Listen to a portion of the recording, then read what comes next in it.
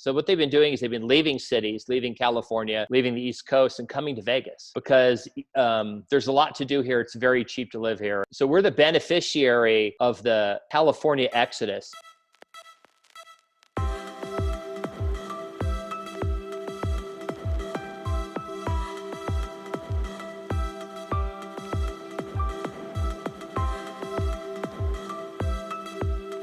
Well, cool. Well, I'm happy to sit down with you today, Todd, and talk a little bit about what's happening in the real estate market and the startup realm and technology in general. And I've known you now for what, about 10 years? Yeah, I think 10 years. It's been crazy that it's been that long, but we met back in the REO days, back in the 2008 financial crisis timeframe when everything was a foreclosure, especially in Vegas and major parts of San Diego. But I've got to know you now over the years, and you've got quite a story. I mean, graduating from the Naval Academy and being a Marine pilot, and then getting your MBA, and then becoming a pilot for United and taking the leave of absence and working in the foreclosure business and being number 2 or 3 in the entire United States when it came to selling property. We were number one. We did 1,100. We did 1,134, I think, sides in a year. Wow, 1,134 real estate sales. That's insane. I mean, our biggest year was 890, and you blew us away. But Las Vegas was one big foreclosure. Lower purchase price. Yeah. Now it seems like everybody from California, especially Los Angeles, is getting out of Dodge because of the crazy pandemic that's going on, and a lot of them are moving to Vegas. And what are you seeing right now in Vegas? What's real estate look like? Well, we have record high numbers of sales. Homes are flying off the market, and this includes rental properties. When a rental property comes on the market, it sells immediately, or it gets under contract immediately with a tenant. We get contracts on it. Well, but what's happening is, we're the second hardest hit by COVID, second hardest hit market. Number one's Hawaii. We're number 2 because what's really being impacted is travel and entertainment. Okay. And we're the entertainment capital of the world.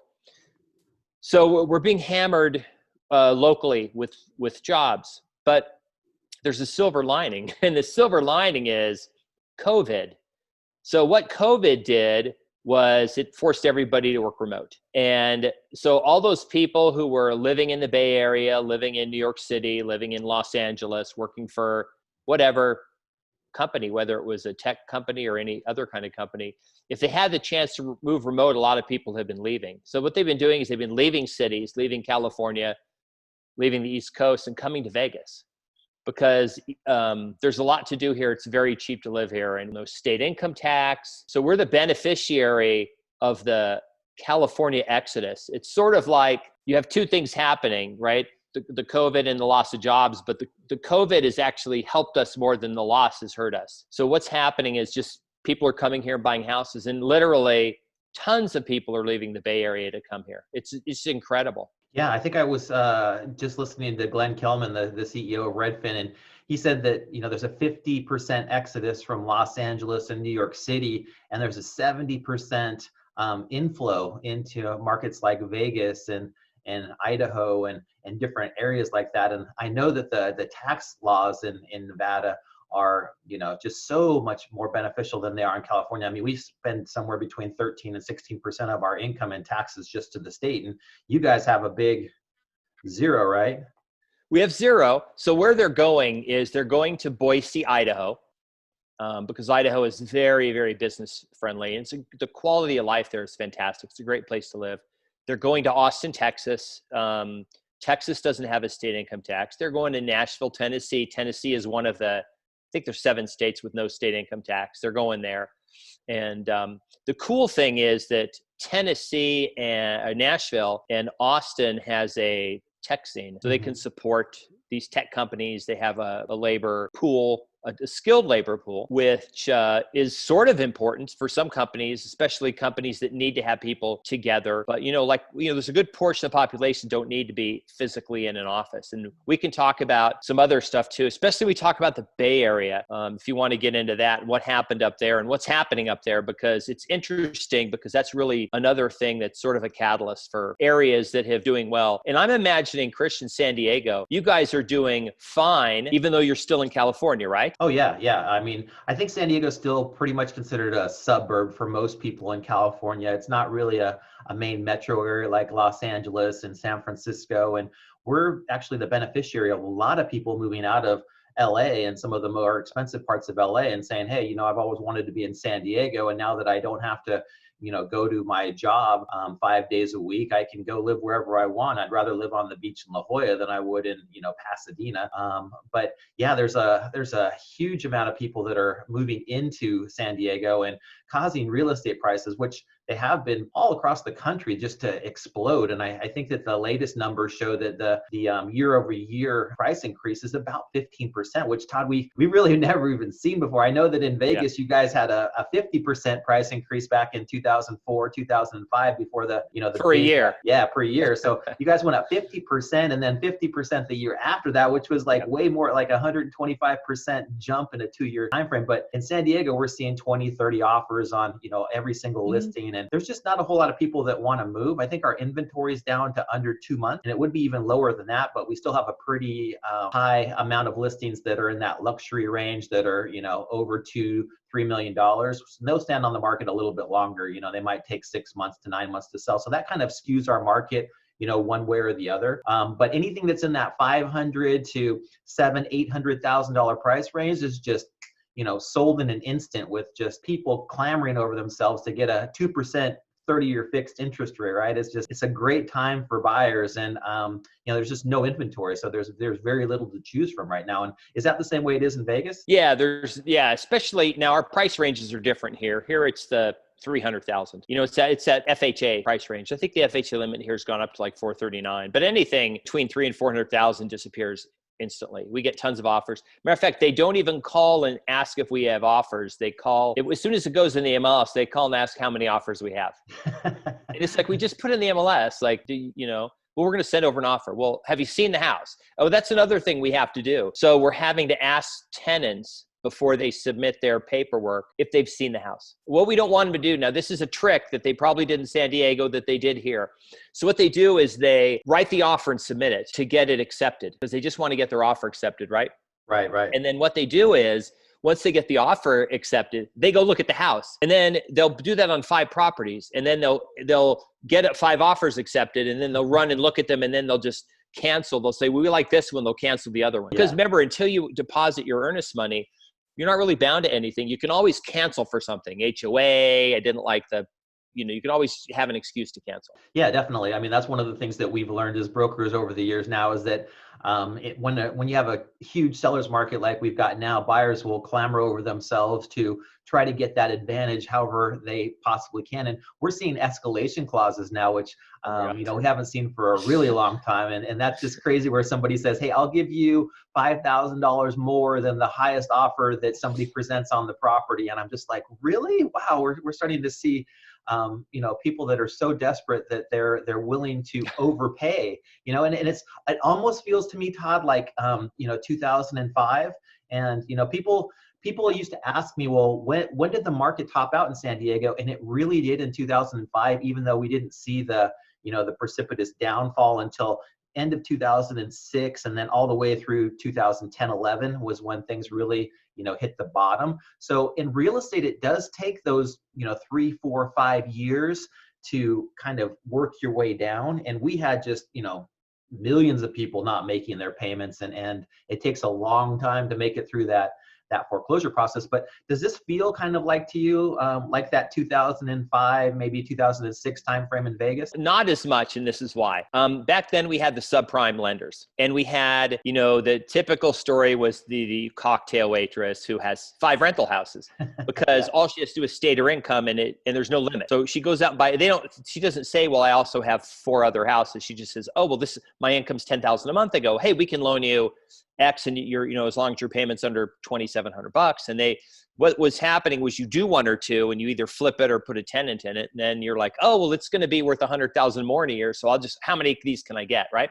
That's not happening. People aren't doing that. The lending guidelines are pretty strict. It's demand driven. I think we are behind. I mean, the values here still aren't ridiculous, maybe 330. They're not ridiculous. Yeah, so you're about half of what you are in California. We've got, we're up to like, I think 665 now is the median in California. So people are selling their condo in LA or San Diego and buying a nice, probably 3-bedroom, 2-bath home with a little bit of a backyard and probably in a nice suburb of Vegas, and having no income taxes and having that home office. And as long as you've got megabyte internet, you can pretty much work from anywhere now. So I mean, Vegas has just become a much more desirable location, even though it gets to 110 in July, August. 115 in August. I mean, this year, we were doing great until beginning of July. We had a really mild summer. Matter of fact, it was one of the mildest summers on record until July.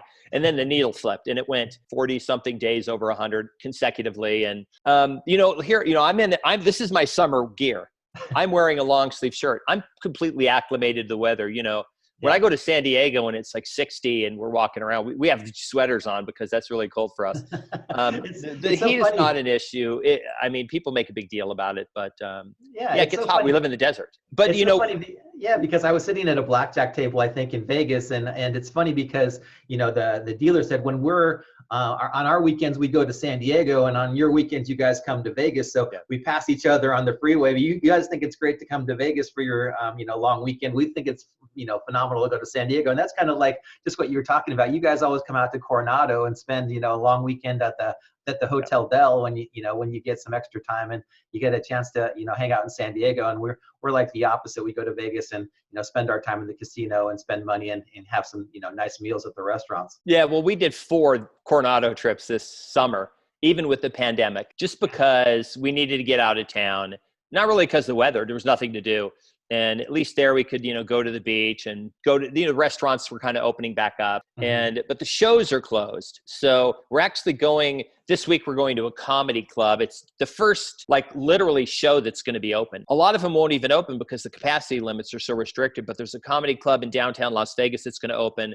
We're going to go Thursday night. All the Cirque shows are closed. Some of them, a couple have closed permanently. That's tough because those performers now are either having to go find another show or leave Vegas. Cirque du Soleil performers have a certain lifespan where they can perform. I do have some friends that are in their 50s that still perform, but for the most part, they get to an age and then they do some other thing, right? So they have to go find another thing to do, or they have to switch careers. But the Vegas is unlike San Diego. People that live in San Diego. I lived there for 10 years when I was a kid, and we went back and visited the neighborhood. I took my wife through the neighborhood. And I saw the house next door. Now, this is 1970 when we moved. We were living in this house up in Claremont Mesa area. And I went in there, and the people were still living there that were living there in 1970. And then she was probably in her 80s, right? And It was really nice. But in Vegas, people cycle in and out. Mm-hmm. So everybody who's watching this video knows somebody in Vegas probably, or knows somebody who lived in Vegas. Everybody does, because every time I say I'm from Las Vegas, I get one of 3 answers. I've been there, I'm going there, or I know somebody who lives there. Yeah. And the one trip I made out to Vegas during the pandemic, I got to see you and Juana and go look at some houses in Vegas. And we stayed at the Cosmopolitan Hotel and Casino. And I was just so shocked when, I took my Uber ride from the airport to the casino. And, typically the strip is just packed full of people, right? And even though I think we were there on a Tuesday, there was 2 cars, that we passed probably the entire trip from the airport to the, casino hotel. And then I got inside the casino, and the Cosmo, if you don't know, is just, gorgeous on the inside and beautiful. And the lights are, shining, and, the bells and buzzers are going off. And there was one guy sitting at a blackjack table playing by himself, and I think 2 people at the craps table throwing dice, but that was pretty much it, in the entire casino. And it was just eerie. It was kind of like the I Am Legend movie with Will Smith, right, where he's in Times Square and it's just absolutely empty. And I'm like, wow, this is crazy. I wonder how much money they're actually losing. But the casinos can probably handle that type of loss. But I think that the big thing is just the unemployment rate in Vegas for all of those hospitality workers that, were blackjack dealers or cocktail waitresses. And, now there's just very few, businesses that are open, or even like you said at the shows, even close to capacity. And what are people doing in Vegas right now to kind of hopefully get themselves through this? Okay, so there's a couple things happening simultaneously. Now, remember, there's a lot of churn going on in the economy because of the pandemic and the regulations from states and how people have adjusted in their lives. Like, for example, we're doing a Zoom meeting, right? Mm-hmm. A year ago, most people didn't know what Zoom was. Everyone knows what, especially kids. Kids all do it, because they go to school on Zoom. So we have the pandemic, which is a virus. It's worse than the flu. It's not as bad as SARS was, right? But it's bad enough that where we have to kind of restrict meeting and moving, which is in Vegas, that's really, it's meeting. We have CES was canceled. The rodeo was canceled. We gather large groups of people together in Vegas. That's what makes Vegas great. And then when we get them all here, we have entertainment for them. We have the casinos, we have shows, we have great restaurants. There's a ton of stuff to do. It's not all gambling. Gambling is a very small part of what makes Vegas go. But only about a fifth of the workers here actually work in hospitality. 4/5 work in other things, because we have, just like any other city, we have dentists and other companies, and we have to support the population. And so we have a normal economy.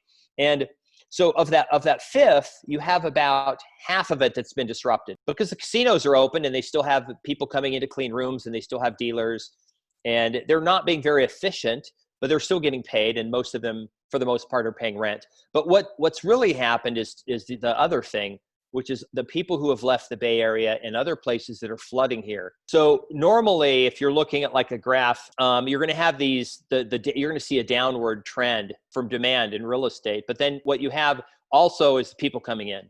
Mm-hmm. So we actually have more people coming in than we have leaving. Only 1 year ever, 2009, did we have a net loss of people in Las Vegas. We've had a net increase since like the 50s or something. So we had 1 year where people left, and that was construction workers, Kristian. We had, the number was like 80,000 construction workers that were here, all left, all left. There was no construction in 2009 anywhere in Vegas, not for single family homes, not on the Strip. They were building these mega resorts, and they just had to leave. So because of the inflow of people, it's pushing housing prices up.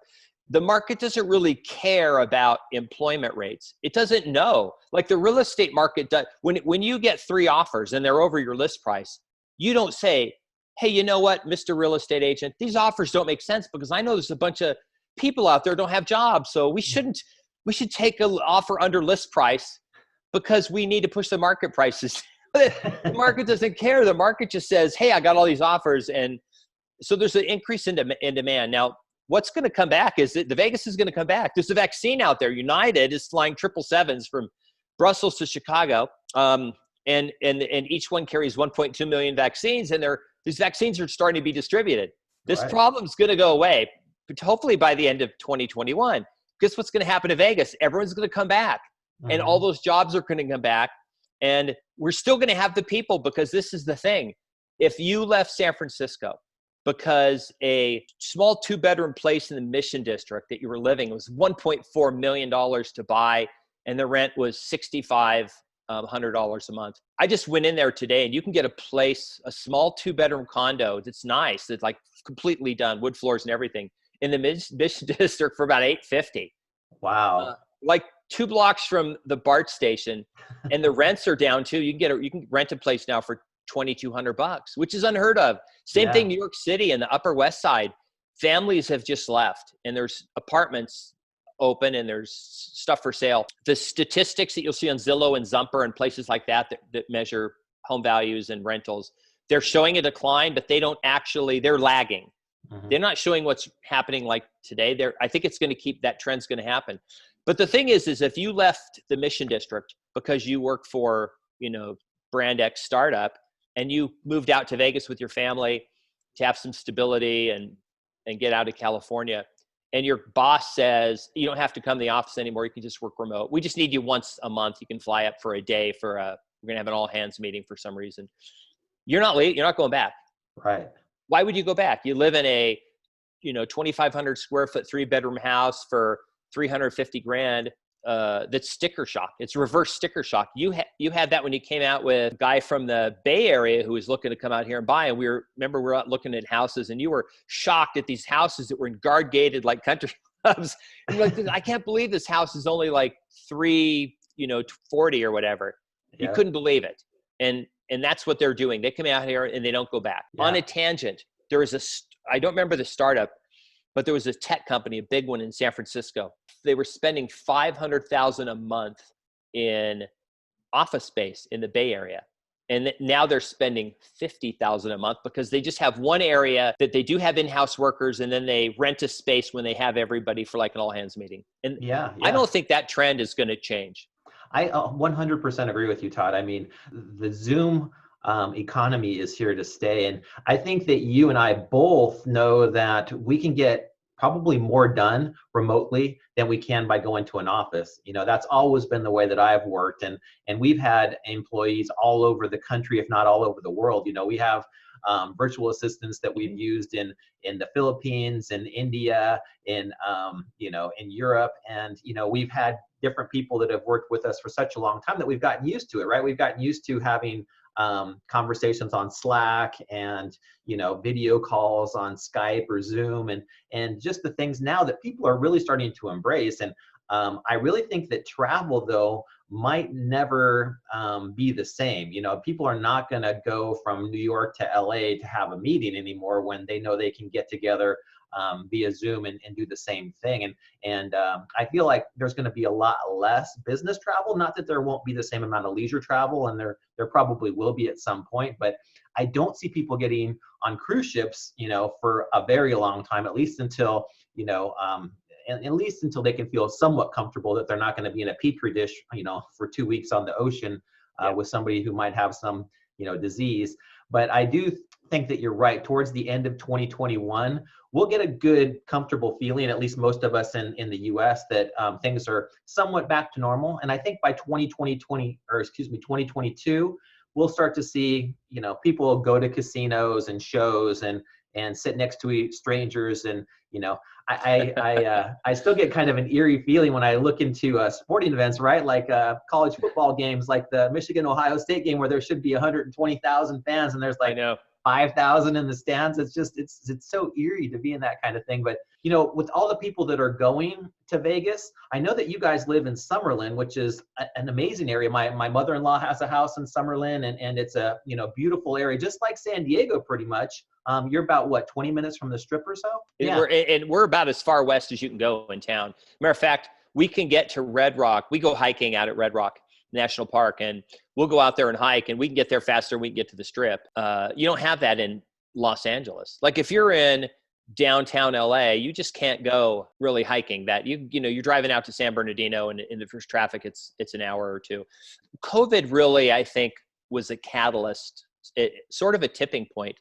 I think we always had remote workers. You could have, we've had virtual assistants in the Philippines. I think we got our first one 2010 or 11 in REO, because it was doing a lot of data entry, and it was easier to pay someone there $6 an hour than pay someone here 15, and then also pay medical and all that other stuff, right? Right. And they do a good job. So I think what this did was it sort of pushed everyone over the edge, and it just said, look, it's now not only should we do it, could we do it, but we definitely have to do it.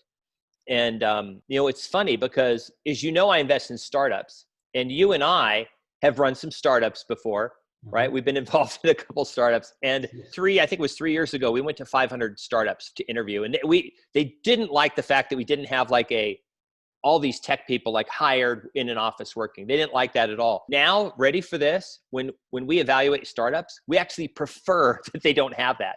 We don't want them paying 15 grand a month to some engineer who's sitting in an office in downtown San Francisco. When they say we have a decentralized team, and then they have like workers in Vietnam or in Ukraine, and they're super cheap, but they get really high quality, that's even better, because now we know that whatever investment we make, that runway that they can operate is longer because they're not paying as much, and you'd be surprised how many people in Vietnam speak English, in the Philippines and other places speak English fantastic and have great technology skills, and they're super cheap. Yeah, definitely. I think that you're definitely right with that. When it comes to business costs, the office space, the overhead that you have really eats into that runway that you get, especially as a startup business. And all you're really looking to do is to extend that runway as long as you possibly can in any business, right? You want to take your capital and you want to make it last until you get traction. And, that it doesn't matter if you're in real estate, or you're in tech, or, you're a restaurant, right? You want to be able to open up, be able to make your capital last as long as you possibly can, so you can build up that clientele and hopefully that revenue model. And then as soon as you've got the revenue, then fantastic, right? You've got a sustainable business and you're off and running. The one thing, Todd, that I think that we're probably overlooking that we should probably hit on is commercial real estate, right? Because, Yeah. you and I did a lot of residential transactions when, things were bad and foreclosures were rampant. But right now, I went to New York City to visit friends and family there, and in the middle of the pandemic, and things are just eerily similar to how they are in Vegas, where all those little mom and pop businesses, all those little restaurants and stores are closed up. And I think between New York and California, we probably had the most restrictive laws and regulations that have been put on the books to really keep people from working and making a living, and businesses are closing left and right. Whereas in Nevada, you've been more lenient towards, individual rights, personal freedoms, and things that, allowing people to go out there. A little more, not a ton.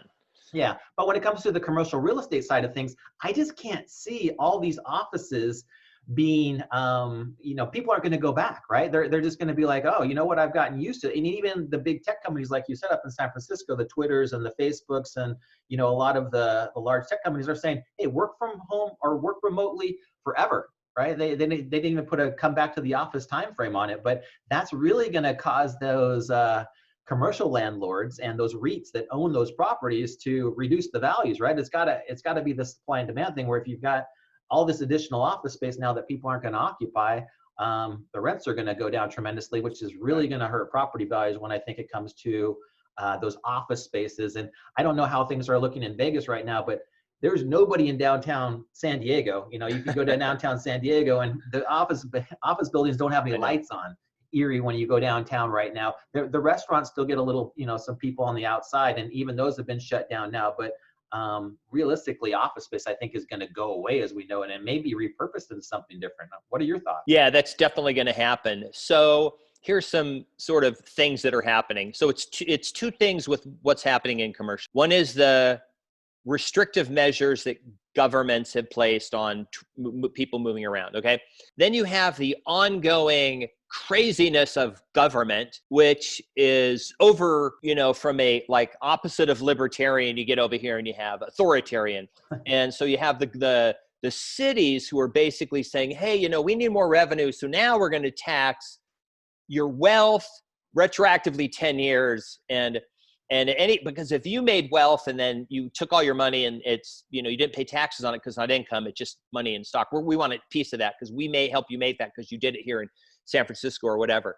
What's happening is you've got Elon Musk and Tesla, who just said, we're going to Texas. He sold 5 houses in California. He left. They were the last car manufacturer. Ready for this? SpaceX is the only aerospace company in California. I bet they relocate. I would not be surprised to see them go to Indonesia, or I know they're going to build a launch facility in Indonesia. That makes sense because of the location of where it is, and they're friendly. They'll say, hey, come out here. But Texas made a sweet deal to get SpaceX and Elon Musk to go out there. You've got Oracle, which has said, we're getting the hell out of California. Larry Ellison, years ago purchased the island of Lanai, and he just said, I'm just going to get a laptop and go sit on Lanai and work from there. Because he's had it with the Bay Area. Hewlett Packard, who was 70 years ago, founded in the Bay Area. Right, Silicon They're Valley. gone. They're going to Denver. These companies are leaving. They're leaving San Francisco, and even startup companies are saying, "Hey, I know I'm being told I have to be here, but I'm leaving." And because it's stupid here. It's the people here. So you've got this thing with residential real estate. First of all, or commercial real estate, where people just don't need brick and mortar.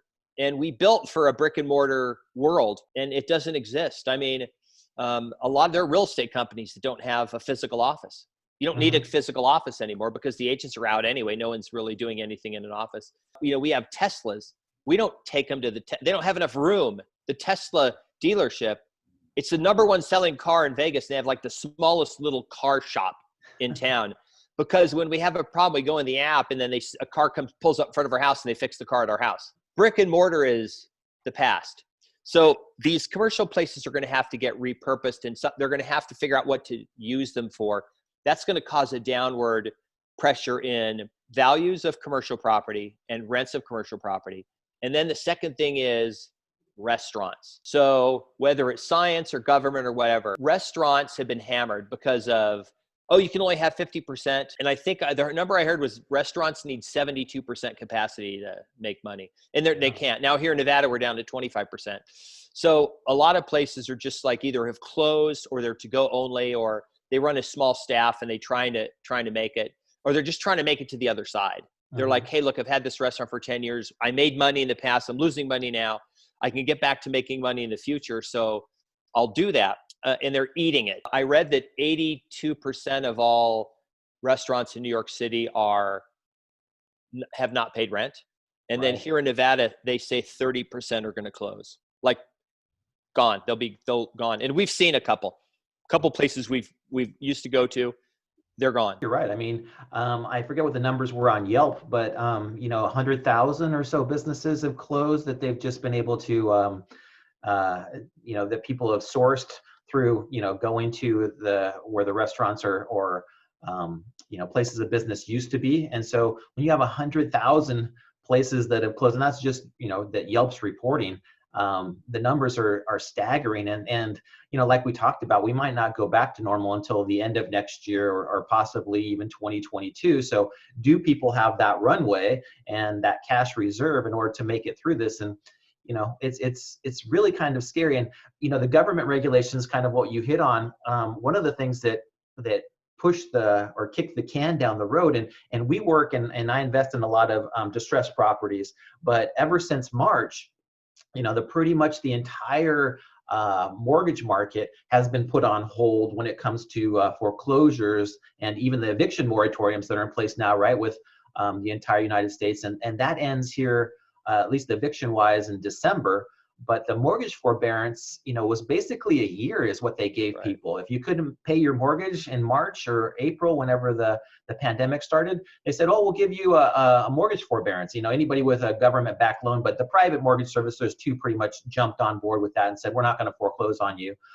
So they gave them 3 months, and then you could just, request it. And then you could request another 3 months to make 6, right? And then they said after that 6-month time, well, we'll do another one. So you can basically extend your, no payments for a year, which a lot of people are doing now. And even the people that we were talking to that were in foreclosure or, were in distress, basically they stopped, right? So that notice of default process, that notice of trustee sale, the entire foreclosure process stopped, and nobody has the problems right now that they had even at the beginning of the year. So I talked to a couple of people who I know who are attorneys in San Diego. One of them's a bankruptcy attorney, and he's like, we had 0 bankruptcy clients. He does 10, 12, 15 bankruptcies a month for individuals and businesses. And he said actually the business portion of it's starting to come back, where businesses now aren't being able to make their payments anymore. So he's seen some Chapter 11s, and that kind of thing. But when it comes to individual personal bankruptcies, there's none, Todd. I mean, it's just one of those things. And it's probably the same in Vegas, right? Where if all of a sudden you've got all these people who, you're going to have people who are in distress for one reason or another, but they just stop that spigot completely. And they say, I don't know how many foreclosures there'll be in the state of California this year, but I can tell you it's going to be 1/10 of what it was in 2019. They're going to have to work their way through the process here at some point, right? And I'm sure it's going to happen too in Vegas. It's probably not going to be like 2008 where they just turn on the pipeline and say, hey, we're going to foreclose on people. They'll probably work with them and give them loan modifications and, do those things that they need to.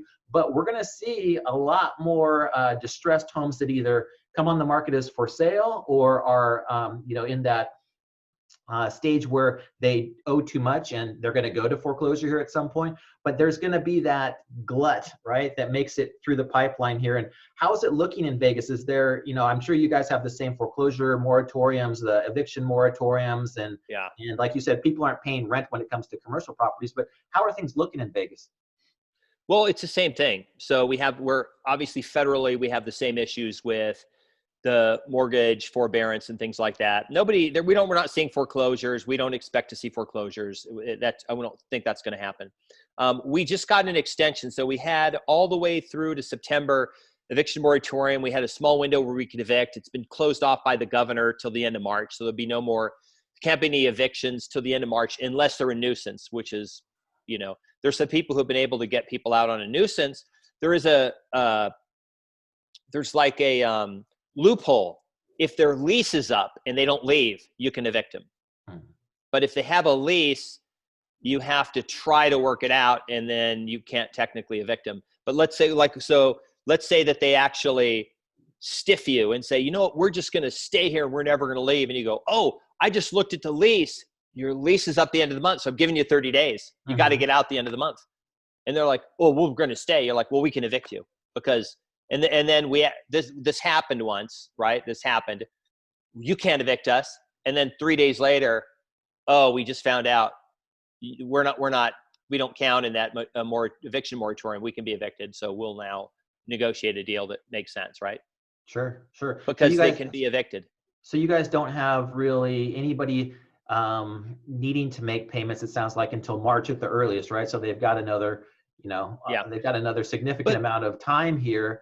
And the funny thing, like you and I both know, though, Todd, is that when people aren't making their mortgage, they don't save their money, right? If they aren't paying their rent, they don't save their money. It's so funny that in 2008, 9, and 10, when we would show up at somebody's door and their home had just been foreclosed on, they might have a new Escalade in the driveway, or paid for with cash. Yeah, they spend everything. So I just think that once these eviction moratoriums and forbearance programs are over, people are going to have zero in the bank, right? Maybe they've spent all that money on their business, or they're trying to make it through this, and there will be some distress. And how much distress there is, I don't know. I know that banks are going to really want to work with people, but for what I'm hearing on my side, especially in San Diego, is with mom and pop rental owners, right? People who own maybe one rental house, or a small apartment complex or a duplex or something like that, and maybe that's only one that they own, or maybe they own two.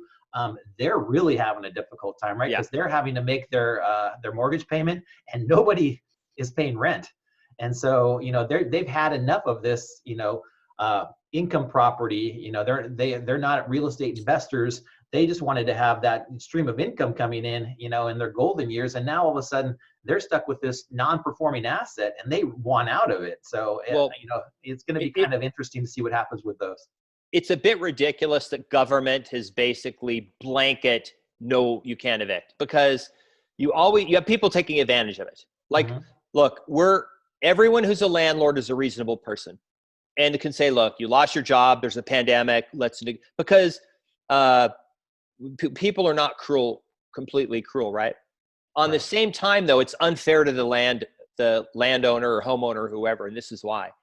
Because if I get that person out who's not paying rent, I could put a person who has the money to pay rent. So there's people that want to pay rent that just moved here, and hey, I'm going to rent for the first year before I buy a house because I want to get feel for the town, or even figure out if I want to live here, right? But they can't rent because there's all these houses that are locked up with people not paying rent that are like, I'm living for free, and oh, my landlord doesn't have to pay rent, so it doesn't really, or doesn't have to pay his mortgage, so I don't really care. But what about that 80-year-old person who bought one house with cash because they want that rental income to supplement them through their life? Now they're not getting rent, right? And they don't have a mortgage to put off. They're screwed. The state was always a very open state, very libertarian, very pro-business. The first thing that the governor in Nevada all flipped over to blue, they immediately came in and put in all these California-like rental protections for tenants that we really didn't need. And it was fine, but then now it's gotten like super protective for tenants. It's impacting everybody. It's impacting everybody in a negative way. Yeah. So, I mean, I'm sure it's like in Vegas, like it is in San Diego, where the amount of restrictions that the government is actually placing on people is just so onerous that nobody can make it through this. And the problem is that they're not giving them the monetary compensation for those problems, right? It's not like they're saying, oh, you know what, you don't have to pay your rent, but the government will cover your rent. They're basically saying you don't have to pay your rent, and good luck, Mr. Landlord. It's so unfair on so many different levels. And I feel like, yeah, we all need to make it through this pandemic, but at the same time, if you're going to put, like you said, if you're going to put those restrictions on us, you need to compensate us, at least pay the Yes. mortgage, right? At least have a direct deposit go to the mortgage. Well, I'm sure the banks would like that as well, right? You've got your, your Chase and your Bank of America and Wells Fargo that are not receiving any payments. Not that they're writing down their loans at all, but they do have these, significant amount of loss, provisions that they need to keep on account while these loans aren't getting paid. So the government could at least figure that out a little bit better, rather than just saying, you know what, we're going to allow nobody to have to pay anything, and we'll figure it out, come January or come next year, and they just keep kicking that can down the road. I'm sure that we'll have some additional stimulus here at some point. And what that looks like will be, the Democrats and Republicans have to get together on some type of a bill that makes sense. But even when they do, of course, it's probably not going to find its way to the people who need it, right? It's gonna be Oh yeah, it's that best intentions, right? We're gonna make everyone feel good. We're gonna put this thing out, and then because we had that in Nevada where they allocated they took federal money, and then they said, hey, you can apply to this program, and their people still haven't gotten the money, and they applied in May. And they're like, we need the money for our business. Oh, well, we're still going through, it takes a long time, and the state won't give out the money that the government gave them. It's insane, Todd. I mean, it's just like they passed that $2.2 trillion bill, and I think most of its money made its way into the stock market, but none of it made its way to, Joe and Mary, renter, or, these people who own restaurants or bars that could have really used it, right? I mean, they could have basically said, we're gonna pass this $2 trillion stimulus, but we're going to give all the money. If you own a business, we'll give you all the money that you made last year in one, here, we'll give it to you on a monthly basis, just like you would if you were running that business, but don't run it, right? Yeah. Stay at home to protect yourself. And we're going to give unemployment insurance to every person who had a job, but then, lost their job for whatever. It doesn't matter if you're an Uber driver or, if you worked at McDonald's, you're all going to get $2,000 or $3,000 a month. And sure, it's more money than they were making at their job, but who cares? Oh, yeah. They're going to spend it, right? We don't need to give that money to people who own businesses or PPP programs or whatever they are. Let's give it to the people who need it and let them go spend it. If they're going to go buy stuff on Amazon, or if they're going to go to the grocery store or whatever, they're going to spend that money. They're going to go out there and spend. And then if you can prove that you had a rental payment or you had a mortgage payment, great. We're going to send you that money directly to your landlord or directly to your mortgage holder, just to make sure that people aren't gaming the system, but the money is getting used in a practical way, so that people don't have to feel like, I just feel like people thought, oh my gosh, I can't go out and work, so I'm not going to be able to make a living, so I'm going to starve. If the government would have said, we're not going to let you, we're not going to let that problem happen, we're going to pay all your bills for you for the next year, we wouldn't have, 300,000 people dead right now. We'd have people all staying at home going like, hey, this is great. There'd be a lot more people who are people there. I mean, look, here's the thing, Kristian, we're social animals. We're going to get together. We're going to go to the store. We're still going to interact, right? People go to hospitals. People are going to go places. And I just don't think, we're not like Japan, where they have maybe half our population, in a place the size of California, right? They're very densely populated. And there's probably a lot of other things involved here, but here's the big thing. Government, this is the first time I think ever that the people of the U.S., citizens of the U.S. and citizens of states have found out what an unfunded mandate is. An unfunded mandate. The government forces you to do something, but doesn't give you money to do it. Right? You have to, every house has to go out there and put a system on a sprinkler system. So if it rains, it turns your sprinklers off the next day, because we don't want you wasting water. But we're not going to pay you for it. And they cost $250 each. Mm-hmm. And by the way, you have to have it by next year, and you're like, oh, or we're going to fine you, right? So it's unfunded mandate. Mm-hmm. All of these closures, all of these excess, moratoriums and things on a restaurant, you tell them you can only go to 50%, unfunded mandate, because the restaurant could fill the capacity or fill the 75, 80%, but they can't. But here's the magic thing, and this is what people are missing. And I think that there's opportunity in everything. Remember, there was opportunity in bank-owned homes. When the market tanked, there's opportunity, right? There's always opportunity. Restaurants are closing.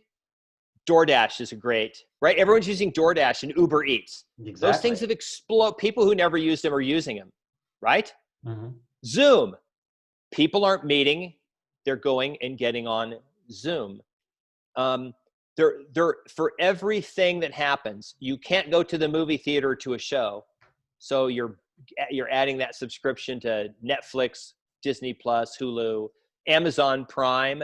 The Queen's Gambit was just the highest watched online series. I think there was a that, like, they said that in the first month, like, I don't know, it was 30 something million people watched it. 30 Right. million people watched a TV show that never, no one, a series. It was like 7 episodes, Yeah. about 14 or no, it was about 7 hours of content, because movie theaters are, they're shut down. So whenever, the way economies work is whenever an industry gets hammered, that people find a substitute. Mm-hmm. And that's what they're doing. They're finding a substitute. Here's the thing about real estate. There's no substitute for a house or a condo. People have to live somewhere. That's the thing. Here's some national statistics. Do you know that nationwide, they're only increasing the housing supply by 2%? Mm-hmm. That's the people are still immigrating. We have growth. People are having babies and making, and then you have also people that are, still moving. Kids move out of the house. They go to college. They're living in a dorm, and they have to go have a house when they get out. So we don't have an unhealthy housing market. Okay. I know that there's these guys, they talk about, the rents or the nationwide homes price increase 7% and the CPI is only like 2%. That's not sustainable. But here's the thing. The federal funds rate is at 0.25% right now. Mm-hmm. That's the target rate. The actual rate that the banks and savings and loans lend money to each other overnight is actually 0.1%. So now you go to get a mortgage. And the banks are like, we can get money cheap from other banks. We borrowed overnight to fund your loan. And then, right, it's only 0.1%. So sure, mortgage loans are 2.9 or 3%, because they're competing with each other. So mortgage rates are low because the federal funds rates are low. And then if you want to get a 10-year treasury note, it's like 0.9%. So people are still trading all these mortgages in the secondary market because they're a better, safer investment than a 10-year treasury note. And the people are upset that, there's going to be a bubble. Hold on there. I don't think there's going to be a bubble, because we don't have one person buying 5 houses, forcing home builders to build. That's what happened in 2004, 5, and 6. Mm-hmm. Crazy building. There wasn't enough supply to handle it. And then in Vegas, we had 55,000 vacant units. Yeah. Which is, Vegas is 2 million people, but there's only like 700,000 actual dwellings. So we had 1 in 14 dwellings in all of Las Vegas were empty. That's what caused the crash. We don't have that now. Every place in Vegas has butts in it. So it's not unreal. What we have now is money is going into real estate because it's a great hedge against inflation. And it's there's a cap on building because people aren't going to go crazy with building. And I feel good about real estate. Like, I feel that it's definitely a buy and hold. Like, we're not telling any of our investors, sell your properties. All those people who bought in 2009, 10, 11, who came to us, bought a bunch of houses and they're renting them out. And they're like, oh, it's tripled in value. I bought that little house for 70 grand. I see it's worth 200. I should sell it or something, right? And what we're saying is, no, just keep holding it. Why would you sell it? Right. Like, it's to our benefit to sell it because we're going to make a commission. No, don't sell it. Keep it. Keep renting it. It's going to, it's appreciating asset. What are you going to do with the money? Stock market? Maybe inflated. You can't put it into bonds or stuff like that. Your interest rate's not high enough to really keep up with the CPI. Yeah, definitely, Todd. I agree with you 100%. And Vegas, you guys saw that huge appreciation, right? The 50%, like we talked about in 2004, 50% in 2005. And then obviously the crash came. But the reason why that happened was there were so many people buying so many properties because of the ability to go get a stated income loan, right? That was one of the main things. Was anybody could go out there and say, oh yeah, I make $500,000 a year, and they could go buy an $800,000 house, no questions asked. But right now, everything, at least on the residential side, is being qualified. You have to show income, right? You have to show assets. Oh, yeah. Although I do start to see now, what I've started to see is more 0% zero down mortgages. Are you guys seeing those too in Vegas? Well, VA has been around forever and they've always been zero down. I don't know that we've seen any, I think, cause FHA is only 3.5%. Mhm. And I know we have some conventional programs that are down to 5 or 10%, where you don't have to pay a mortgage insurance or anything on them. Sure. But no, I'm sure they're out there, Mhm. the 0%. But it's not like, do you remember 2005 where, remember the minus 15%? You could get the loan for 15% over the value of the house, as long as there were estimated that you could use it in the house. Right. And Right. then Yeah. people would just not make the mortgage. They would not make a mortgage payment, keep the money. Yeah. And Yeah. It was that's nuts. loan fraud. Well, But no, the yeah, thing that people really did in 2005 and in 2006 was they'd go in and they'd buy a house with an 80/20 mortgage, right, to avoid that PMI. And like you said, a lot of times they'd get home equity lines of credit on top of that to do improvements. And they get checkbook cash that was more than they'd probably see in a year of working, if not 2 years. And then they take that money and go spend it on all kinds of different things. And right now, the amount of cash out refis is really low. There are some people taking some equity out of their property, but not a whole lot. And when they are, they're making improvements, and the property values have gone up to justify those improvements. And I agree with you. We're starting to see prices, I think, that are unsustainable. We're not going to see prices go up 20% a year, no, year after year after year. But I yeah, do see, though, there'd be a lot more supply. People want to move, right? People are going to want to move from San Diego to Vegas or to some other place, and they're going to put their home on the market because they're not going to feel panicked about catching a deadly disease anymore. So we'll start to see more of a quote unquote normal market.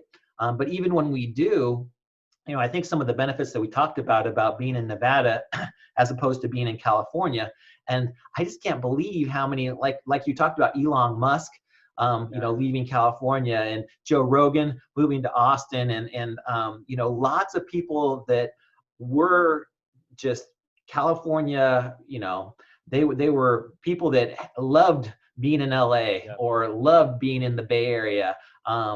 Basically just, okay, I'm done. You guys have basically sent me out. You've really poisoned the well when it comes to living in California anymore. And the problem that I see, Todd, is that it's going to get worse in California because yeah, of all the budget shortfalls now and of all the different laws that are going to come into place. And property taxes are going to go up and income taxes are going to go up. And it's just going to be one of those things where people are going to go like, why am I living in LA when I could move to Austin or Vegas and have a much better standard of living and right. cash out of these crazy prices too, right? I mean, in LA, the average home now is like $1.1 million, Right. where, in San Francisco, it's like $1.8 million. It's like, why Worst would you ever traffic in the nation. Yeah, but in Nevada too, you guys have got, you're a pilot and you fly from San Francisco. You're based out of San Francisco, right? You Yeah. just take a flight from Vegas to San Francisco in 45 minutes and you're there. So this is a side thing because I want to get back to talking about the California and what's going on there governmentally. So I do real estate, but also airline pilot. And I've been flying the 757 out of San Fran, getting ready to go fly the 787 Dreamliner, waiting for training on that. And I get on a plane and fly up to San Francisco, maybe fly to Munich, spend the night, fly back, and then I get 8 days off.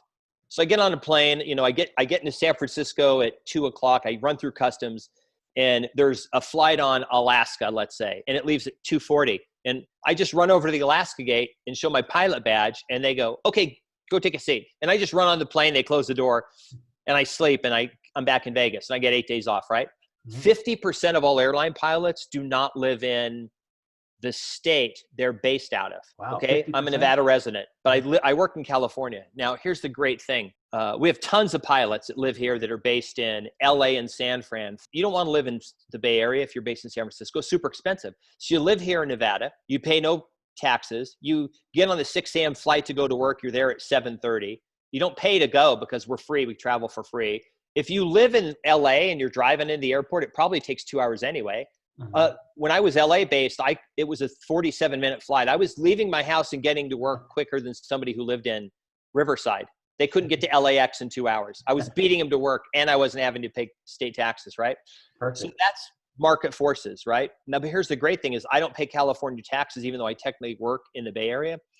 because there's a carve out for air crew, pilots and flight attendants, because I'm a Nevada resident. And just because I start and end my flights there, I'm actually not physically working within the confines of California. It's not like I go to work and I sit in an office building and I benefit from all the benefits that the government provides, right? Okay, sure. So that's how it works for airline pilots. And naturally, we're going to take advantage of whatever is beneficial. So we all live here. We have a ton of pilots who live here in Las Vegas, right? Okay, now, so that's market forces, right, Kristian? Yeah. That's how market forces work. People just, it's like electricity. They follow the path of least resistance. Well, the market economy does the same thing. Now you have California. California has the biggest monopoly in California is the state government. And they're not a good monopoly. They say, hey, but how else are you going to get your car registered? You have to go to the DMV. Well, DMV is horrible. It's like, it's a day out of your life. And you can't just say, okay, I'll just do it online. Nope, you have to show up and you have to put, and then, okay, well, I'll pull the number and leave. Nope, you have to pull the number and stay because we don't update you as to how long. So you spend like 5 hours there and then you get to the front and you should give them all your papers. They go, oh, you need this one piece of paper. This is wrong. Like, I just waited 5 hours. Well, you got to go back and it will expedite you next time. It'll only take 2 hours, right? So you have this monopoly and they just, like you said, there's this budget shortfall. They want the government to pay for it, federal government, but the federal government's like, well, we have shortfalls too. The people are paying for it. You're going to tell the federal government, tax our citizens. And then when you get the money, give it back to us because we don't want to tax them. We want you to tax them because we can't print money. The Federal Reserve can print money. So it's this vicious cycle. And it's wrong. What should happen is government should be doing as much as they can to help us without punishing us. And here's the other thing, Kristian. You live in California. You've lived there your whole life, really, right? You lived grew up in San Diego. You live in San Diego. Went to college in San Diego. You did go up to the Bay Area for a while to work for a startup because you were a tech guy. You were a computer science guy, right? You're working at a tech startup. But you come back to San Diego and start doing real estate. Your business, everything you've built up is based on San Diego. You have a reputation there. You have knowledge of the market. You're all in. You've got to stay there, right? Elon Musk doesn't have to stay there. He can do his business anywhere. He launches stuff up into space. They build cars all over the world. They dig tunnels and Neuralink and all these companies. He doesn't have to live in California. Screw California. He's a billionaire. He can leave. Right. All these rich people. Look, I tell you what, if California said, Zuckerberg, we're coming after you, and all of your rich Facebook, I have friends that work at Facebook. They all make mid-six figures, right? They make a ton of money. You know what Zuck's going to say? Because remember, Zuck didn't start off in California. He went out there because Sean Parker got him to go out there to get venture funding from Peter Thiel. This is what Zuck's going to say. He's going to have the one shirt on, and he's going to have that that look on his face, this lizard look, and he's just going to say, well, we're going to move our whole operation to the state of Washington. And then he's just going to leave. Right. He's a billionaire. When California comes after the rich, they're going to leave. They're just going to say, we're out of here. That's what happened in France. France tried to tax the super rich people, and they all left France. So here's what's going to happen. California's going to tax the super rich people. They're going to take their business and all their people and leave. And they're going to do it. You're going to be stuck because they can get you. Yeah. You're low-hanging fruit. They know where you live. They know what your business is. Then the taxes are going to start coming. It's going to be a tax on the sale of a real estate property. Oh, you're going to have to pay a 2% tax to the state on top of whatever you pay your county as a transaction tax on the real estate, which is going to hurt real estate. It's going to hurt your business, right? It's going to hurt flipping. And now you want to flip the house. We flipped the house and we're going to make 50 grand. Well, not after the 35,000 in taxes California wants you to pay, right? Right. That's where this is going. That's the problem. The problem is that California's trying to fix everything through really unfunded mandates, and they're not getting the people they want to get. Yeah, and you're so reminiscent on the fact that Facebook is getting sued by the DOJ right now, right? They're going to get broken up because they pissed off the wrong politicians. And you're right. At some point, they're not going to be California based anymore. They're going to be. I wouldn't be surprised if they're based somewhere in Eastern Europe. I don't think there's a. They could go anywhere they want and do whatever they want. Now, people come to Silicon Valley to get funded, like you say. They come to California because they want the sunshine, they want the beach, they want the lifestyle. But what they're finding is that the restrictive laws and the additional taxes and the just the way of life is not worth it. And if they want to come to San Diego or LA or San Francisco for a long weekend or a week vacation or whatever, fantastic. Get on a plane from Austin or Vegas or wherever they are and get there in a couple of hours and enjoy themselves without having to be restricted by the taxes and the laws and everything else that we only know are going to go up. It's not like they're getting better and better. So, we did a tour of the New York State House, the State House in Albany. Mm-hmm. And they were saying they pass like 6,000 laws every year. Wow. They're not reducing laws. They're just increasing laws. They just add more.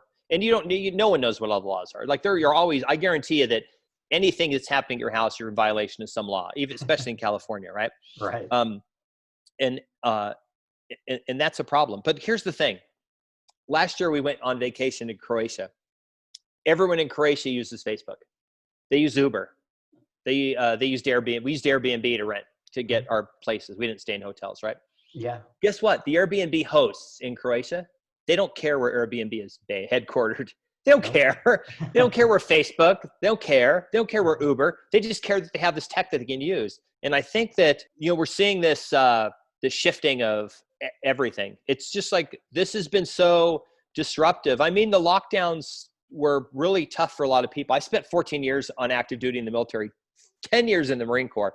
To me, this was like people are complaining like, oh my God, this is like the worst thing ever. Like, hey, I was in the Middle East. I've lived in the tents and stuff. And, you have it pretty good here. You're in a house, you have air conditioning still, you still have food, no one's shooting at you, but I think people finally were shaken and said, hey, if the world is going to get screwy and hard, I'm going to now make changes. And I think that's what we're seeing. I think people are they're not afraid to change, right? The mask thing, now everyone's wearing masks. They're walking around with masks and they're resistant on it. But I think people are ready to ditch the masks. I think that people are ready to go back to restaurants, go back to shows. The second stuff, I guarantee you, the second Newsom says, hey guys, the masks aren't required anywhere because my advisor just said there's enough people vaccinated plus all the people that had it and the rate of infection and you don't have to wear it to go to a restaurant. Now, if you want to wear it, if you're immunocompromised, you just want to wear it, go ahead. I tell you what, you're going to see a couple people with masks. They believe that there's a health risk. They're doing it because they're denied. They can't go to the restaurant. Someone's going to, hey, you can't go shop for food, right? It's a mandatory thing. It's being enforced by all of us. We all enforce it, right? So that's the thing. And it's funny because I see the police here. They never wear masks. They don't wear masks. I see them like in the stores. I see them they're not wearing masks. What are you going to do? They're the police. You're going to call the police? They say, well, we don't have to. We're exempt from the mask rule for whatever reason. They're exempt, and that's fine. So I think people are emboldened by this. I think people are upset with government. I think Elon Musk moving sends a message that it's okay to do that. Mm-hmm. And I think that all these other companies that are leaving, I think it's going to continue. I think who's going to benefit? Las Vegas is going to benefit. Austin, Texas is going to benefit. Nashville, Tennessee is going to benefit. State of California is going to be hurt from it. Places that are friendly for business. It's just it's how it works, right? Right. People go to where it's more beneficial. There was an article a couple years ago that said it's cheaper to buy a house in Vegas and get on Southwest for $40 every day and fly back and forth than to live in the Bay Area. If you live close to the airport, it's cheaper to do that. Especially if you only work have to be in the office 2 or 3 days a week. Just fly up on the first flight, fly back in the afternoon, and just work there, but commute home every day. It's cheaper than get on BART and go to the East Bay on an hour on a train. The BART trains are really bad. You can't even think. They're so loud. Yeah. You've got your BART in San Francisco and of course your subway in New York City, and in both places, people just hate getting on their public transportation and spending, hours of their day going back and forth with a bunch of strangers that you don't know what you're catching from them, even, when times are good. So yeah, there's always those crazy things. This pandemic is also kind of push things ahead, right? We've got a chance to see the future a little bit more than we typically would, because changes like this would take, decades, in the making. And one of the interesting articles I read, or videos I think I watched, was Oklahoma City. I'm not sure if you've seen this or not, but I'd love to get your impressions. Is actually offering people $10,000 to move to the city and live there for a year. Yep. And people are doing it. They've got, I think that they allocated 1,000 of these grants for people to move to Oklahoma City. The only rule is they need to rent a place for a year. After they've been there for a year, they can go on their merry way. But they're basically giving people money to move there, which I think is just brilliant, because I don't know much about Oklahoma City, but I guess the lifestyle is really nice. They wanted to get a younger, more kind of tech savvy group to go into the city and revitalize it, basically. And then now they've got people that are moving from all over the country that are applying for this grant, moving there and living in these really nice places in Oklahoma City. So they're getting a more vibrant, well, I don't know if now, but they're getting a much different vibe than they were a couple of years ago. But I also heard that this was a thing for the US, is that we've been so immigration, having a phobia of immigrants coming to the US, when realistically every single person that's ever come to the US has been an immigrant, right? Why are we so concerned about somebody coming in and stealing my job? What the US should be saying is, hey, we're going to go to India and China and Thailand and France and say, hey, if you've got a great idea and you want to move to the US, we'll fund it for you. We'll give you $100 grand. Come here, move to our country.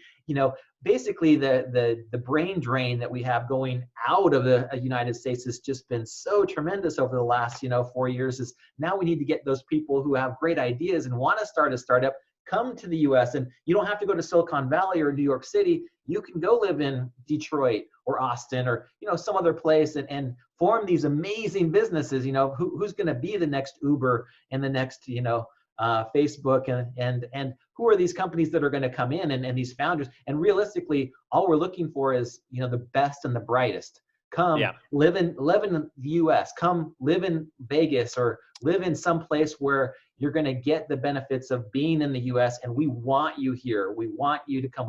We're not going to make you pay these huge taxes. We're not going to make you live these crazy laws. We want you here. So I think that's kind of the moral of the story here is, we want to embrace people to come and live with us that are going to benefit society as a whole, not push people away and say, hey, you know what, we go back to Elon Musk, a guy who's a billionaire, who's probably one of the smartest people on the planet. Why is California saying, you know what, we're going to restrict you and send you away? They should be bending over backwards to say, build 10 Tesla plants, build 50 SpaceX plants. These are things that are going to benefit all of California and all of the US. Let's give you free taxes, come please do what you need to do. But instead they're saying, no, sorry, you can't even work in Tesla because we're going to shut down the plant. It's going to be, something that we tell you have to do. So, go away. It's just so ridiculous to me, Todd. And I'm hoping that, as we get through this, that people understand that, hey, maybe living in Vegas or some other place is going to benefit me more. And it's going to do wonders, right? I mean, just think of all these people moving to Texas. Texas is going to benefit for the next 100 years from all these smart people that are, the H people and the Tesla people and, everybody else has said, hey, we're going to leave California. California is going to become, it's going to become a lot worse than it was before this all started. I think so. Yeah.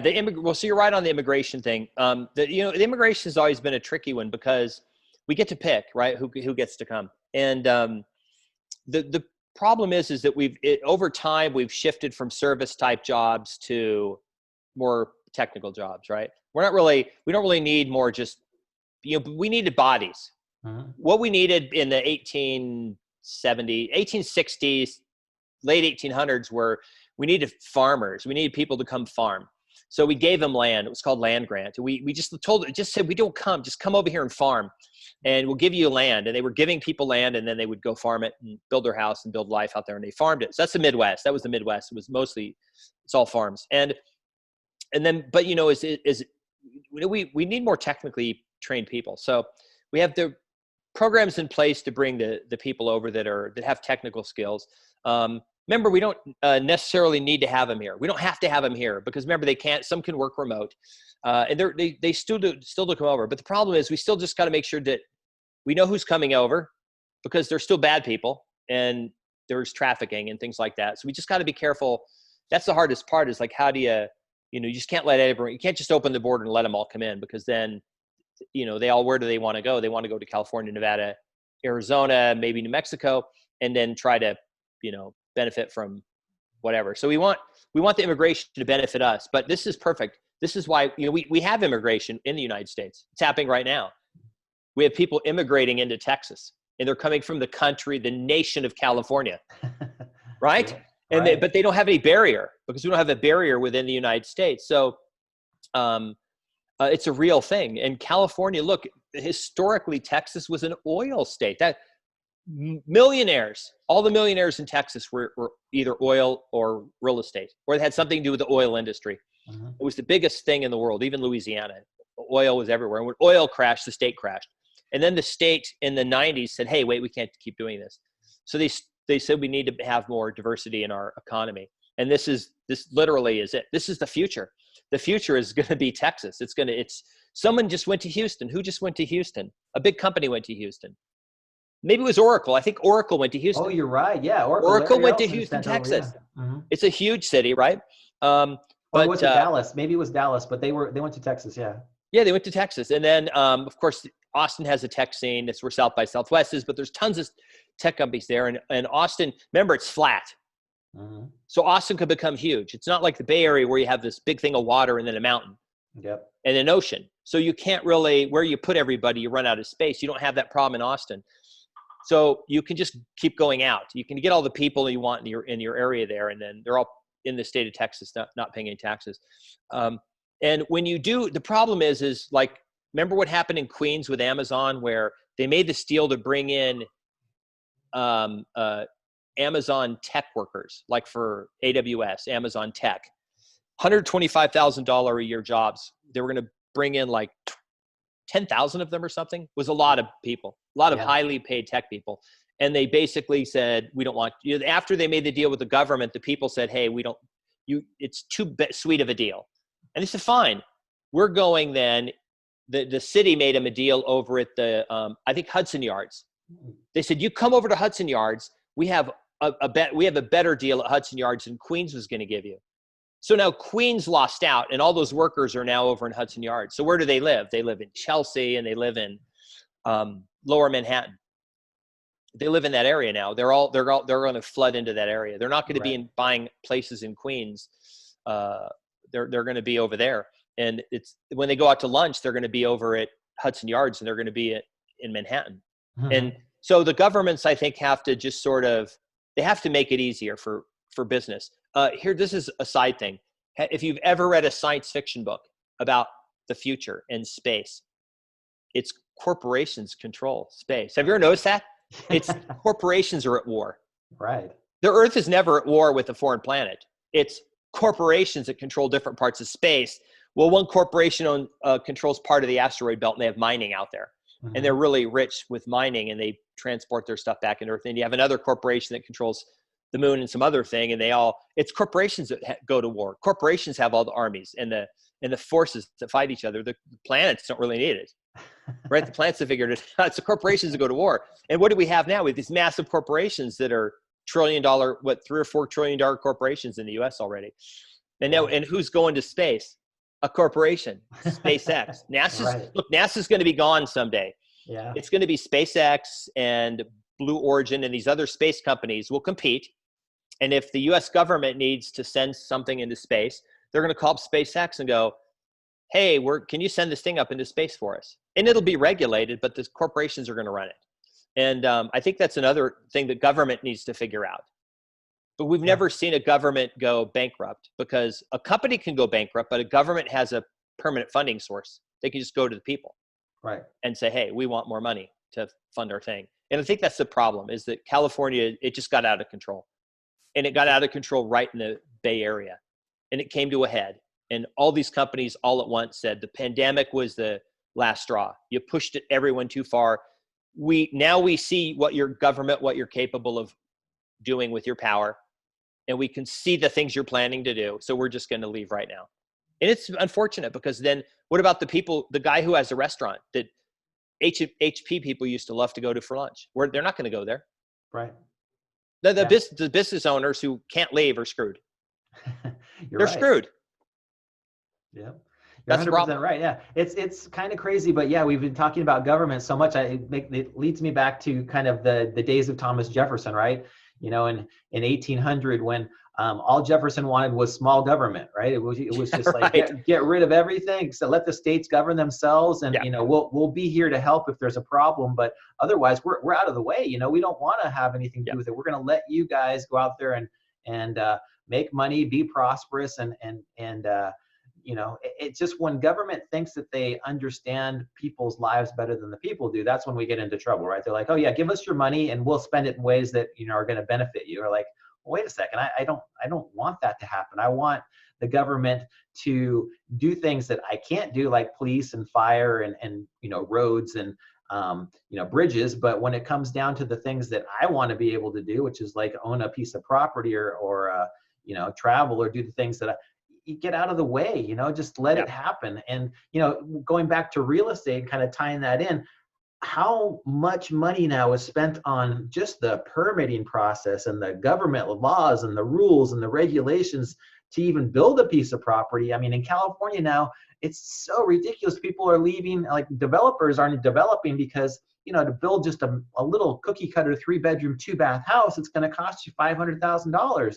And that's before you've even, it's going to take 3 or 4 or 5 years to make that project happen, where, it's just, you could do that in Vegas for probably 150, right? And it's like, why not take all of those rules and regulations? It's the same piece of land, right? It's the same lumber. It's the same everything. Why remove all those restrictions? Let people build what we need, which is cheap, low income, not even low income. If they would just be able to build houses and not have to worry about all of the rules and the permits and of course you want to make it safe, but you can make it safe and affordable. You don't have to give people all these dumb laws to just jack up the prices and even make it more prohibitive for the municipalities to have to regulate it, because it's just they just blah, like you said, in New York, they're passing 6,000 laws a year, and they're not reducing them. They're just adding on top and on top and on top. And it's just, at some point, people are going to say, enough, I'm moving. Yeah. And they're leaving those states. They're leaving the Northeast. The Northeast has been famous for over legislating. California now is that way. People are going to go path of least resistance. Jefferson, he wanted the states to be in control and the federal government to as little, like this, to be as small as they possibly could to basically defend the country. That's really all he wanted. Mm-hmm. And then let the states, of course, Hamilton kind of won that battle with the Federal Reserve and the bank, the national bank, and the things he put into place were kind of allowed that to, explode. And the federal government, of course, has always kind of had a lot of power, because you're right, they have to do certain things they have to do. In Nevada, if we want to get a building permit, we take our plans, we go down the building permit, we hand everything in. About 2 weeks later, we go back and we sit with the planner, and he just goes, okay, I checked everything, and you need another outlet here, or you need to put up a thing on this wall. I don't know, right? It's pretty, it's not that hard. In San Francisco, I'm hearing it's taking 2 years to get stuff done, because between the planning part where you have to submit your stuff, and then all the, you're not going to believe this, but a friend of mine has had a house in his family since the 1920s. There was an earthquake and a fire in San Francisco, and his grandfather built a house. And then he was going to do some modifications to the house. Someone knocked on his door from the city of San Francisco and said, you're being assessed $5,000 by the city because we have to do because you have an historic house. We have to do a historical analysis of your house. And we're going to do research on your house and find out who lived there and what it was used for. And it's required. You have to pay it. And he just said, my grandfather built the house. My father lived in the house, and I live in the house. We're the only owners of the house since it was built. And I'm not paying you $5,000 for the history of the house, because you're eventually just going to come back to me and I'm going to tell you everything. So I already know the history, so I'm not giving you any money, right? That's not, This is a true story. He lives like on, Lombard Street, that crooked street. Yeah, yeah. He's right at the bottom of it, right when it goes straight into Chinatown. He's right there. And there's not many single family residences. He's got an actual single family house on there. Everything else is like multiplexes and businesses and stuff, right? Matter of fact, only 2% of all businesses within, or 2% of all structures within a mile of him are single family homes. That's how few, because it doesn't make sense to have a single family home. You build it bigger and you make it a threeplex or duplex or multi-house, right? Right. That's how ridiculous it is. I'll bet right now, go on Zillow, and you may not be able to see it on Zillow, but for sure in the MLS, and if you can see the MLS in the Bay Area, you will find places in the city of San Francisco that says, we're selling it with an unpermitted addition. Because they just didn't want to wait the 2 years to file the permit, have it reviewed by 23 committees who have to check to make sure that a specific type of sea lion doesn't use it as a habitat, right? Sure. And then once it's all built, then they have to put on the schedule for the inspector, and it sits there for 6 months before you can even finish the interior, because the inspector has to, but he's 6 months behind, right? That's the problem, is it's not friendly. We're not talking about being Guatemala and building stuff out of, mud and stuff. We're talking about, those are professional licensed contractors. They're building everything to code. You should be able to self-certify. Hey, I built it to code. I didn't, I didn't use, 1x3s instead of 2x4s or whatever. But it's beyond. It's just too much, and you can't get away from it, right? Yeah, so I didn't want this whole thing to turn into anti-government. That's not the point. But the point is that it's one of the factors. It's causing all this. Look, everyone just left this year because of government, because government's just we're tired of it. We're just tired we want to be free, and we don't want to have masks on, and we don't want to spend 6 months of waiting for a building permit. We don't want to be told, okay, you have to close your business now because we picked you. You're right. Like they made him close the Tesla plant. He said, we're not going to close it, right? Or, you have to close your restaurant, or you can only operate at 25% capacity. You're like, well, how do I make money at 25%? Or whatever the thing is, your gym, your bar, you have to close unless you serve food, but not wings. If you serve wings, that doesn't count as food. If you serve French fries, though, you can stay open.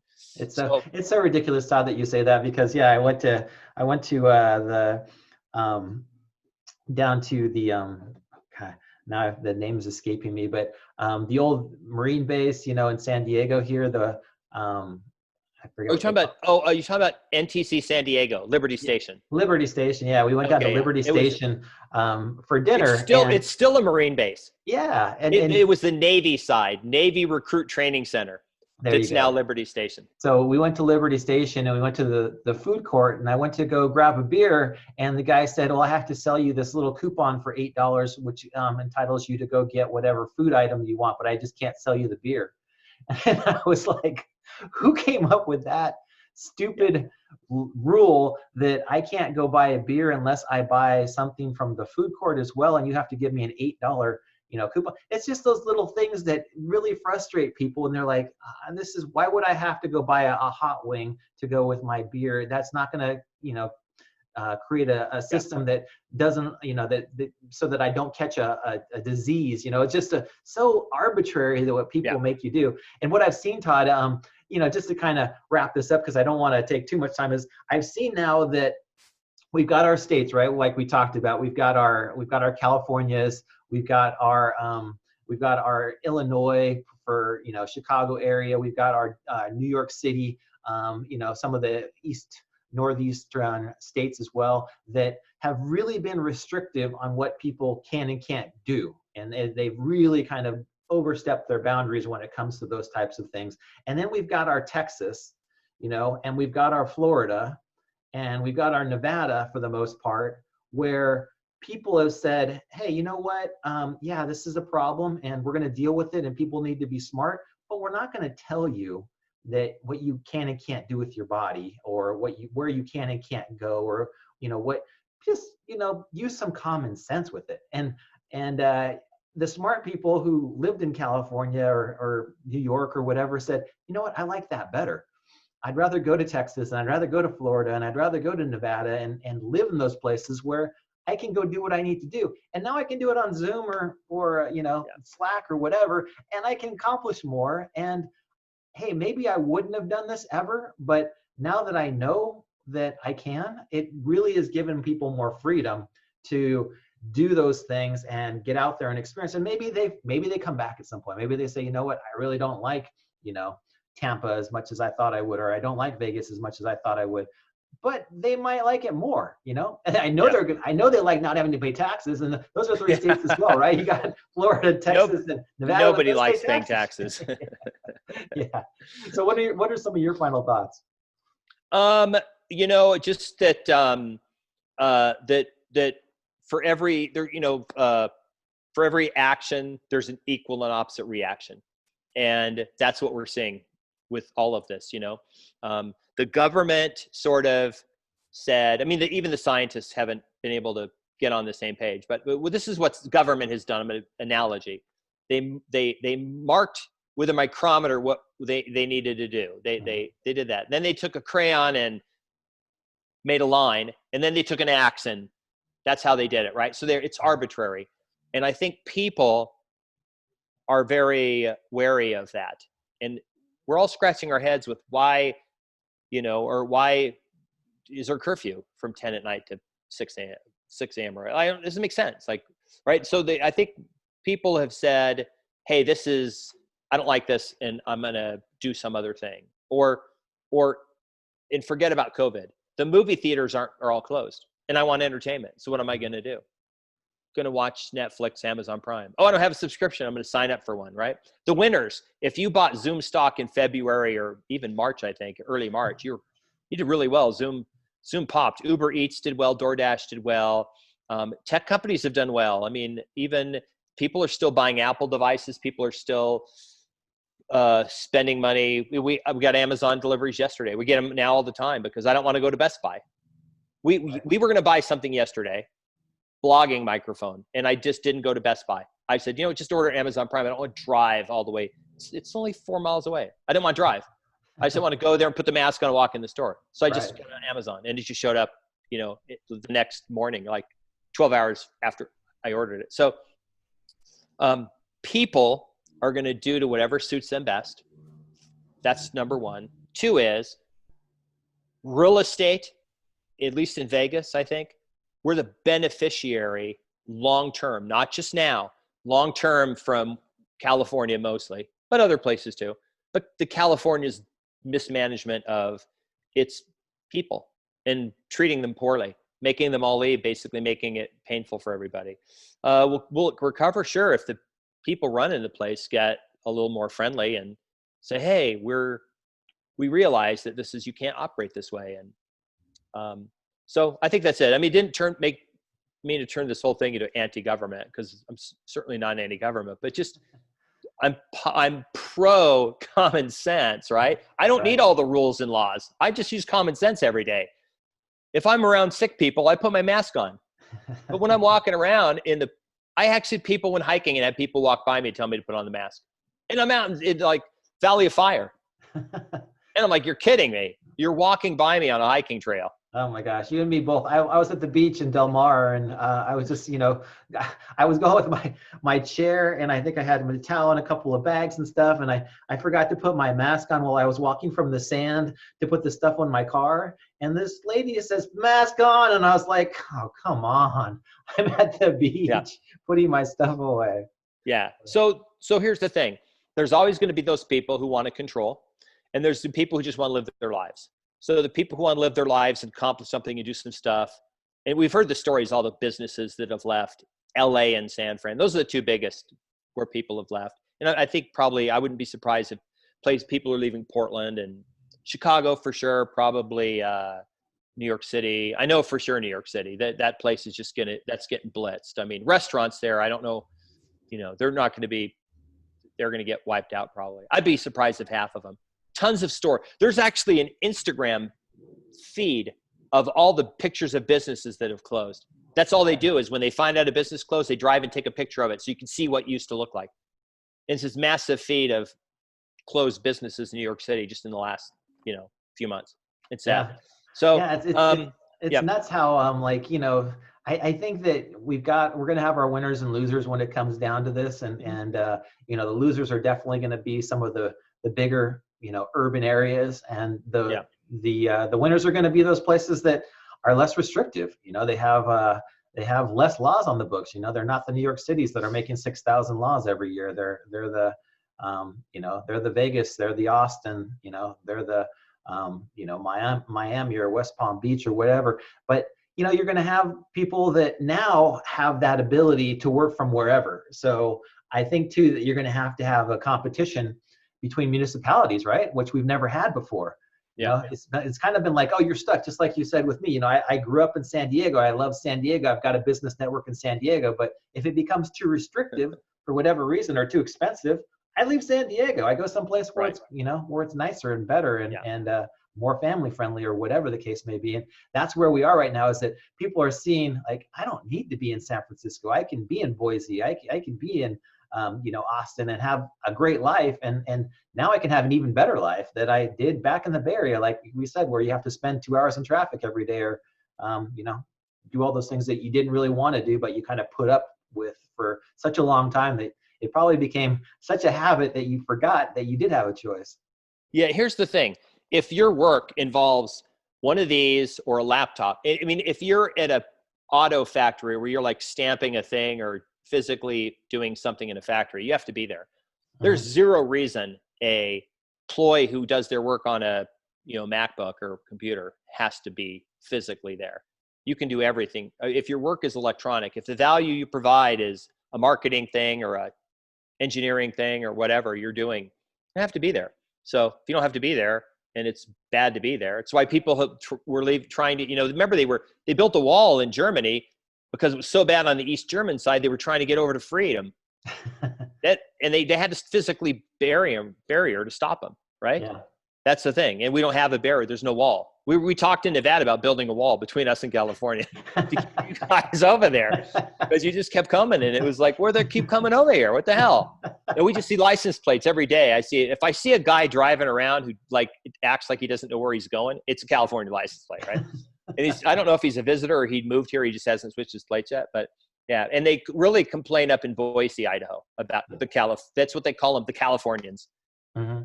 The Californians. Yeah. So those damn Californians are going all over the country and pissing people off in Vegas and Austin and Boise and everywhere. You should put a special tattoo so we know you're from California, so we can immediately disregard you when you come over. You gotta put on there. Well, awesome. Right. I'm happy that we got a chance to catch up on everything. It sounds like things are going well in Vegas and are only getting better. And we'll see what happens here as we get into 2021 with the craziness that we are all in right now with COVID and making our way through this every baby steps as we go. But as we get towards the end of next year, we'll see how predictions kind of play themselves out. But it just seems like as we get through this, I kind of get more optimistic each day that goes by, because it really seems like people are making their way from where they are to where it is that they need to be. And even the people that I know are struggling, and there's long lines at food banks and all kinds of other things that are going on. Once we make our way kind of through this, I can see the transition happening where a lot of places that probably weren't as well off before the pandemic will be in better shape. I think some so. of the places that were in good shape, like Los Angeles for one, and New York City for the other, are going to be in horrible shape, and they're going to have to figure their way out of it. Look, there's this thing called natural selection, and Darwin came up with it. It's just, weak species die off, and the strong survive, and this the more adaptable to change, right? Businesses that were not adaptable to change are going to go away. That's it. And then the same thing with people, the sickly people, the people who were going to probably die anyway because they have 8 diseases, and then they got this thing and they died, right? It's just sad, but it's how it works. And then what happens to the rest of us? We get the darn thing and we get some immunities, right? We get to build up immunity. Now we're stronger to fight off the next thing. Right. That's how our bodies work, and that's how economy works. So it's okay that businesses are going to go out of business. Mm-hmm. It's okay that someone's restaurant goes out of business, because the restaurant that's run more efficiently is the one that's going to stay, or the one that has better service, right? So I'm optimistic about all of this, because it's all, it's picking the winners. It's why it's easy to beat the stock market. because a lot of those stocks are terrible. You know, Sears, if you invest in Sears 10 years ago, you're stupid. Right. What about, remember Borders? Do you remember this company called Blockbuster? Like, they're gone. They were huge darlings. I think wasn't Blockbuster part of the Dow for a while, or the S&P or something. It's gone. Like, it's literally gone. It just got taken out by streaming, by Netflix. So yeah, it's the churn. You know, when Sears and Roebuck started their company way back in the 18 somethings and made a catalog, and their one product, I forgot what it was. They had only one product that they produced.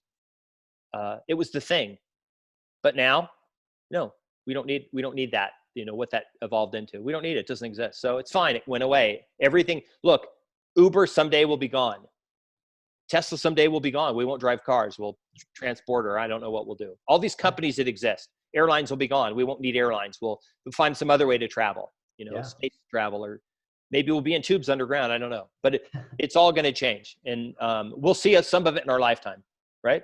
Just like we saw all those old businesses go away. You know, the transition's happening, and you know, the book that I think we both read, The Future's Happening Faster Than We Think, is it's a great book. A great book, and I highly recommend it to everybody. And I know that we're going to be in flying cars at some point here soon, and we're going to be doing hyperloops, and there's going to be just so many new opportunities. And I think a lot of times we get depressed because, you know, all of the crap that's going on around us, but there's just so much to be excited about. I mean, I never thought we'd make it to the point where we're talking about space travel. I had hoped, you know, when I first saw space 1999 back in the, you know, in the 70s and 80s, that we'd have a moon base, and, you know, we'd be able to go back and forth and things would be happening. And that kind of all just, you know, made its way through the last 30 or 40 years here. But now we're finally getting back into space, and hopefully going to have that moon base, and hopefully be on Mars and doing all those additional things, and all those millions of jobs that come from space travel, right? That come from, you know,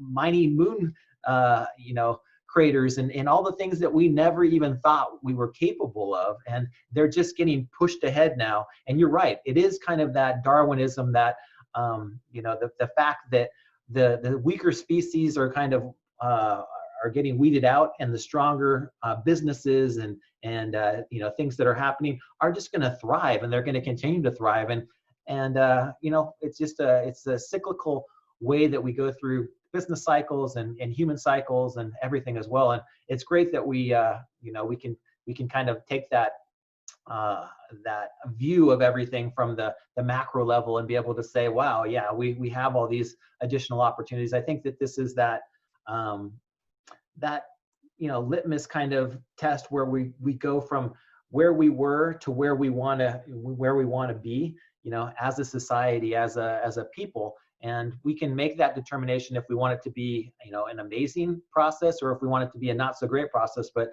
I think what we've both really shared on this journey is that depending on where you are and what kind of rules and laws and things that you're put under is going to really dictate how creative and how you know, optimistic you can possibly be. If you're put under too much regulation, you just kind of get stymied. But if you're given the latitude to go out and do those things that are beneficial, great. You know, let's find out where we can do those. And, you know, because if it's not going to happen in the US, it's going to happen somewhere else. And right now it seems like there's a lot of stuff going on in different countries that are probably going to be ahead of us if they aren't already. You know, and you've got your Chinas and your Russias and your Germanys and your places where, you know, innovation's happening. And if we don't continue to go out there and become stronger, we're just going to go the way of, you know, the Romans and the, you know, the empires before us. You know, the Brits were just here 300 years ago, and they lost it. And so even in the US, things come and go really quickly.